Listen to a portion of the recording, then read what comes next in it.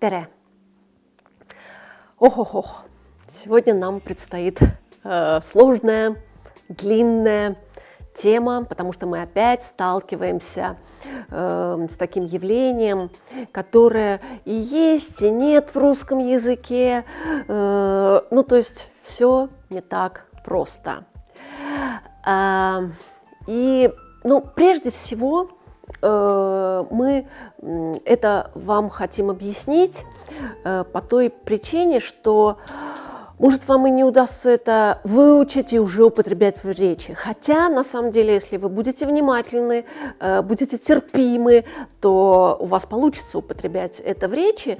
Но еще для начала, если вы будете сталкиваться в тексте вот с какими-то непонятными грамматическими формами или в речи, то вы, по крайней мере, будете понимать, не пугаться и понимать, о чем идет речь. Потому что вот такое будет встречаться, как окончания, такие таксе, даксе, аксе, эй, там, допустим, та, да, ти, ди, тут, дут.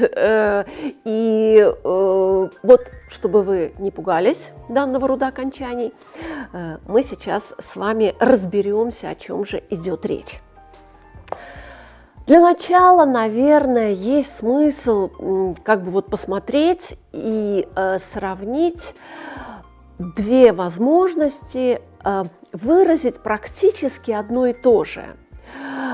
Смешно звучит, да? Но на русском языке практически одно и то же. На эстонском это будут разные вещи. Разница состоит лишь в том, вот в предложениях, которые сейчас будут вам показаны, что в одном случае мы точно знаем, кто выполняет то или иное действие, а во втором случае не знаем.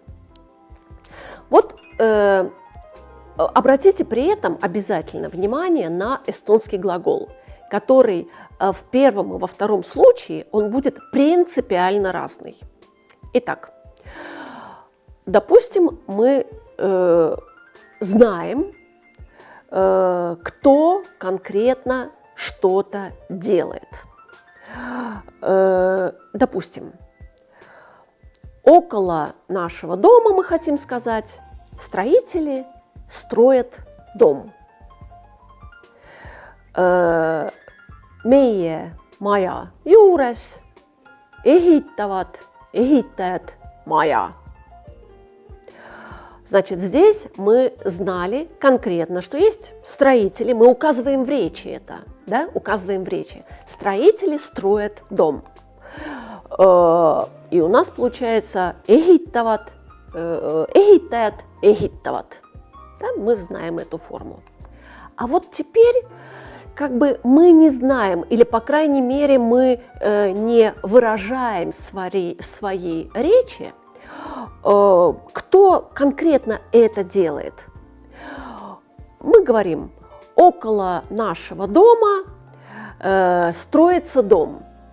Вот именно, видите, строится, форма строится. Мы не указываем, как бы вот строится, кем-то строится. Да?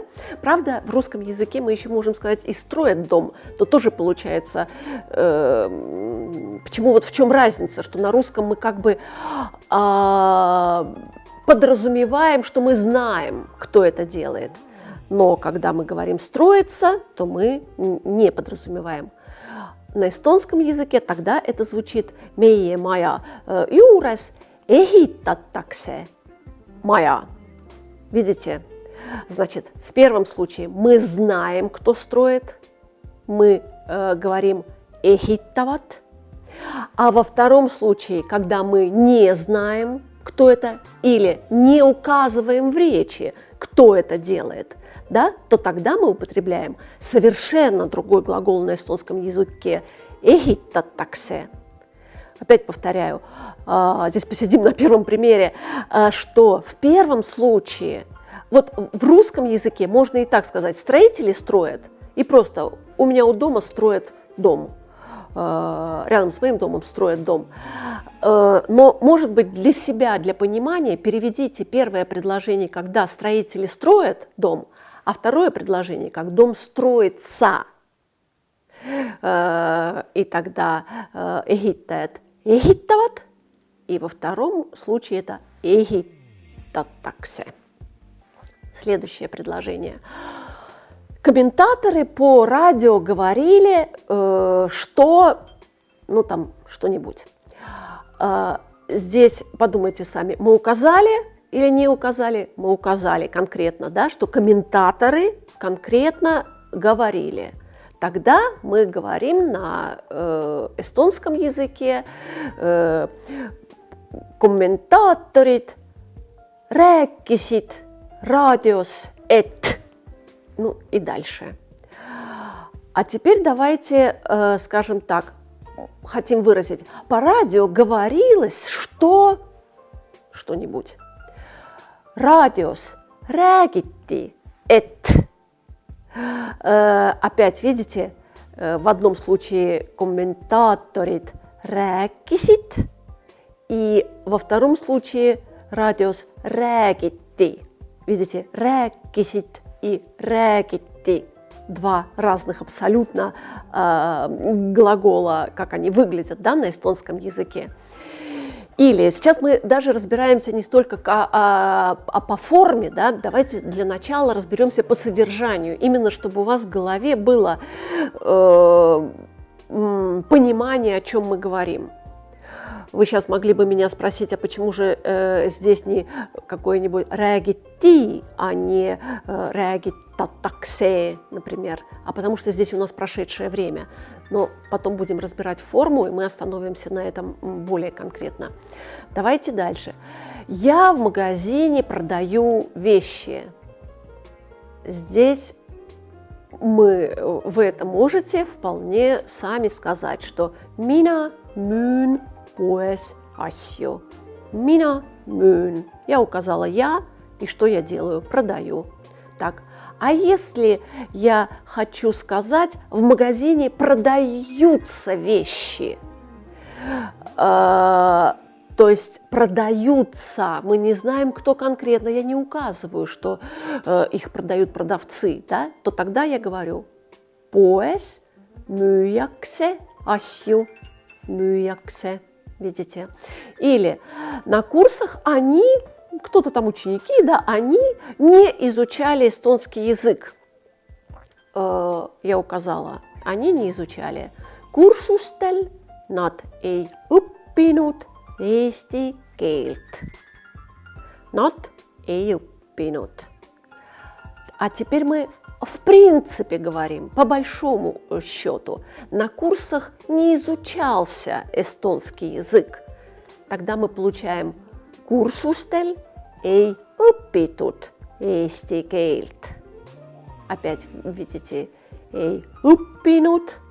В случае, когда они не изучали, конкретно nad ei õppinud. И во втором случае не изучался ei õpitud. Дальше еще один пример. В кафе девочка пьет кофе и ест булочки. Tüdruk joob kohvikus kohvi ja sööb saiu. А вот теперь у нас мы в принципе говорим, что в кафе пьют кофе, едят булочки. Ну или так, чтобы понятнее было, да, в кафе как бы пьется кофе и едятся булочки. И здесь тогда мы говорим уже совсем иначе. Это уже kohvikus juuakse kohvi ja süüakse saiu. Видите, там было joob, sööb. Здесь совсем не похоже, да? Juuakse ja süüakse. Давайте дальше. Дети в школе учились. Lapsed õppisid koolis. В школе учились. Вообще. Koolis õpiti. продвигаемся еще на строчечку. Петер не покупал лекарства. Петер ei ostnud rohtu. Лекарство не покупалось. Rohtu ei ostettud. Или ты обещал завтра ужасную погоду. Sa lubasid homseks koledat ilma. А если завтра обещали ужасную погоду, то это звучит уже et homseks lubati koledat ilma. Итак, подводя итог, вы видели, что в первом случае мы в речи конкретно указывали, кто выполняет то или иное действие. А во втором случае мы не говорили о том, кто конкретно является исполнителем какого-то действия. На самом деле, если так употреблять грамматические термины, то это называется, что здесь употребляется безличная форма глагола. То есть безличная форма глагола, то есть у глагола нету личности, которая за ним стоит. И в русском языке, я уже говорила об этом и в первом, и во втором случае, можно сказать практически одинаково. Мы видели и строят, или там строится, говорил, говорили, или там говорилось, продаешь, продают или продается и так далее. А в эстонском языке тоже вы видели, нужно употребить принципиально иную грамматическую форму. Думаю, что, может быть, тогда становится вам понятно, да, что если в предложении есть какой-то деятель, то употребляются уже известные вам формы глагола. Если в предложении этого деятеля нет, то в эстонском языке употребляются принципиально иные грамматические формы. И вот теперь, о чем я чуть-чуть заикнулась перед этим, что эти формы, они употребляются как в настоящем времени, так и в прошедшем времени. И давайте, не знаю, опять же, я говорила, получится ли у вас это выучить, но для начала достаточно хотя бы вам узнавать эти формы, да? И на самом деле это важные формы, потому что мы уже говорили с вами там с еще учебника Тере о том, что существует 3 основные формы глагола. Это ма-инфинитив, да-инфинитив и так называемая я-форма. Но на самом деле мы от вас это тщательно скрывали, что существует еще и 4-я форма глагола на этот тут, идут. И мы на самом деле в словаре в конце учебника все время даем ее тоже, чтобы вы знали. И безличная форма глагола, о которой мы здесь говорим, она образуется от этой 4-й основной формы глагола. Давайте посмотрим. Сейчас мы будем говорить о настоящем времени. Значит, утвердительная форма, да, форма, да, я хочу что-то сказать в настоящем времени. Допустим, я говорю homseks lubatakse palavat ilma. На завтра обещают или обещается жаркая погода. Да? Видите, мы сделали lubatakse. Откуда это берется? Это это таксе, да? Добавили мы есть форма lubatud, это 4-я форма, о которой мы не говорили с вами еще, но которая есть в словаре, вы всегда ее найдете от известных вам слов. И это тут меняется на таксе. Но главное, запомните, что в настоящем здесь времени в «да» утвердительной форме добавляется «таксе». Может еще добавиться и «даксе». Допустим, мы берем слово «шить», да, и вот в четвертой форме у нас она выглядит как «мельдут». Мы меняем «дут» на «даксе», получаем «мельдаксе». И тогда, если я хочу сказать, что мне шьется юбка, я на эстонском языке скажу «mulle õmmeldakse seelikut». Иногда, то есть мы уже с вами посмотрели, есть таксе, теперь это даксе, а есть еще аксе. Иногда в настоящем времени может быть и аксе. Например, tehtud превращается в tehakse. И предложение seda tehakse tehases это делается на заводе, да, получается. Или, допустим, еще аксе, müüakse, да, seda korterit müüakse. Эта квартира продается. Вот наверняка вы видели слово, вот, допустим, müüakse. И, может быть, у вас был вопрос, а что это за такое непонятное окончание аксе? Теперь вы знаете, это безличная форма глагола. То есть эта квартира продается. Ну, разобрались, будем считать, что разобрались с «да» формой, утвердительной формой, да, все продается, а не продается, без «не», да, была утвердительная форма, настоящее время, то есть сейчас, то, что происходит сейчас. Давайте разбираться с отрицательной формой, с так называемой «нет» формой, да, то есть если что-то не делалось.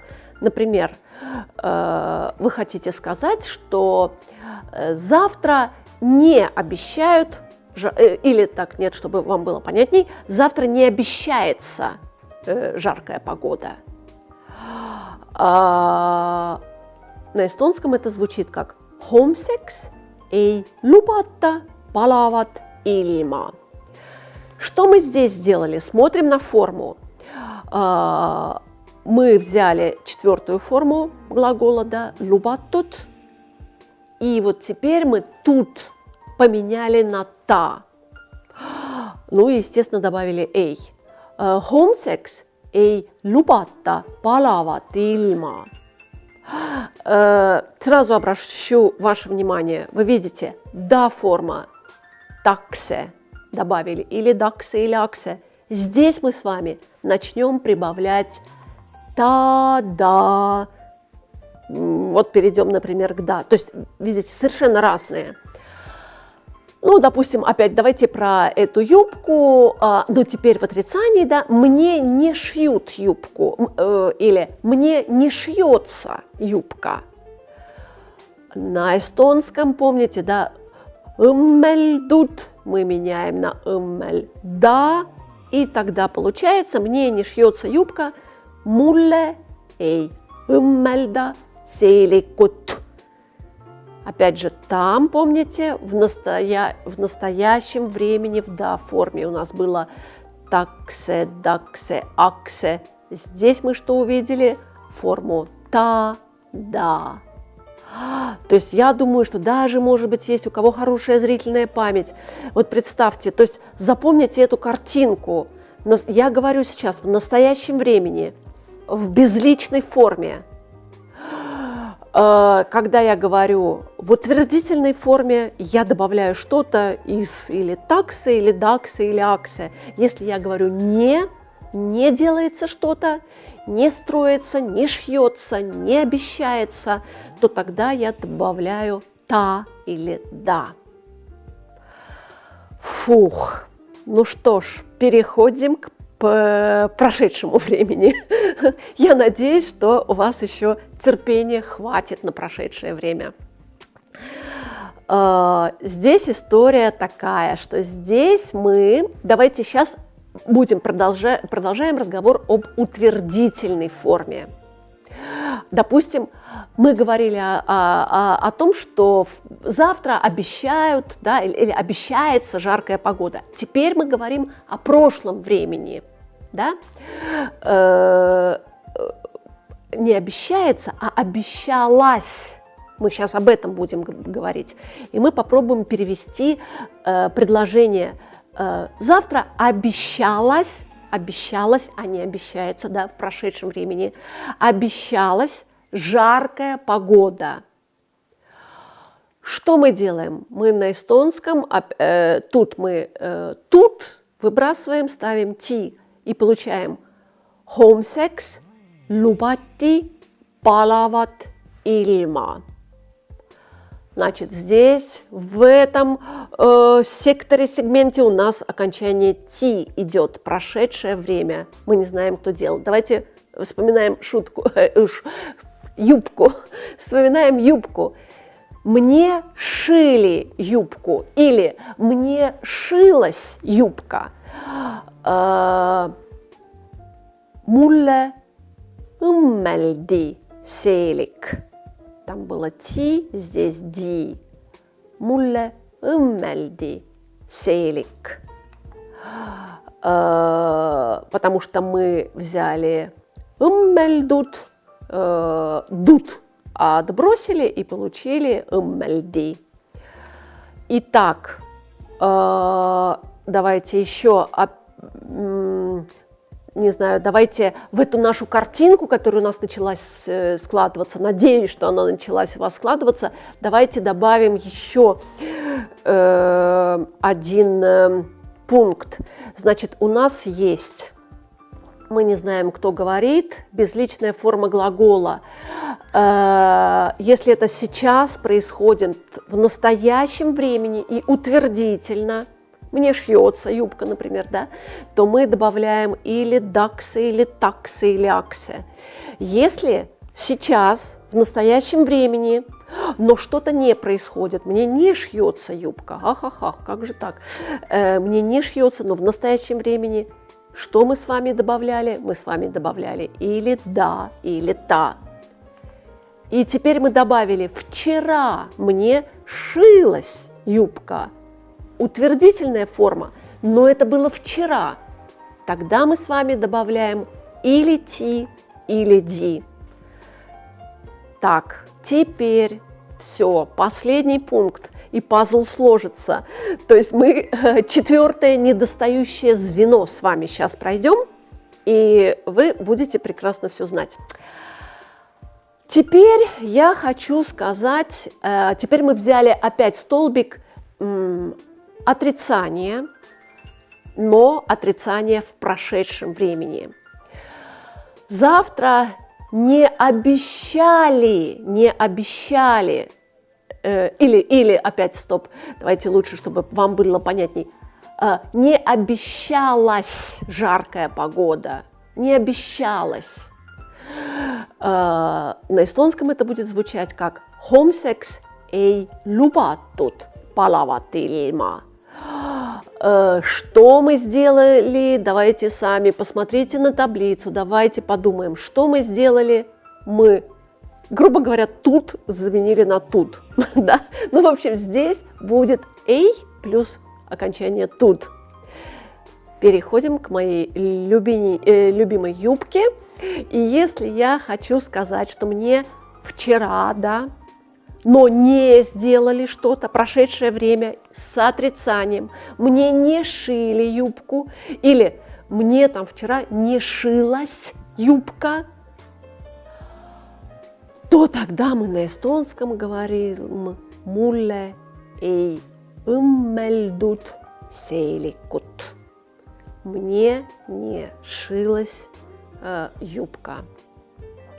Итак, теперь если мы просто, давайте такое образное мышление подключим, представили себе большой квадрат с 4 квадратиками внутри. Здесь у нас идет утвердительная форма в настоящем времени и в прошедшем. Здесь у нас идет отрицательная форма в настоящем и прошедшем. Что мы делаем? Сюда, в этой утвердительная форма настоящее время. Уверена, вы должны сами вспомнить, что здесь таксе, даксе, аксе. Настоящее время отрицательная форма. Та, да. Дальше идем. Прошедшее время утвердительная форма. Помните или нет? Ти, ди. И, наконец, последнее. Прошедшее время с отрицанием. Тут или дут. Фух, ну как-то так. Я очень надеюсь, что у меня получилось вам объяснить эту тему. И это была последняя наша тема в этом учебнике. Ну и до новых встреч в учебнике Теретас, когда вы будете продолжать учить эстонский язык. Ну, а я постараюсь вам помогать это делать. Всего доброго, до новых встреч в новом учебнике Теретас. Учите эстонский язык, ведь он этого стоит. Nägemist!